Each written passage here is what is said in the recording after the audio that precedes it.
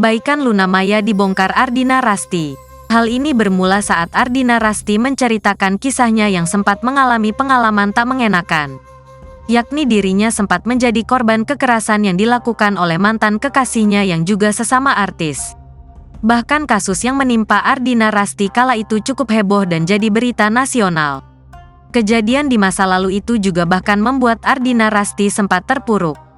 Pasalnya, meski ia adalah korban, masih banyak orang yang menyudutkannya.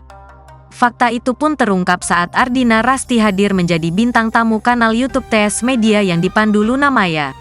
Ardina Rasti juga membongkar kebaikan Luna Maya, yang tiba-tiba menghubunginya via WhatsApp dan memberikan dukungan kepadanya dengan mengirim pesan untuk menguatkan Ardina. Saking berpengaruhnya pesan Luna, setiap akan sidang, Ardina Rasti dan pengacaranya selalu membaca pesan itu terlebih dahulu. Tiba-tiba Kak Luna tuh wah aku yang sangat-sangat menguatkan.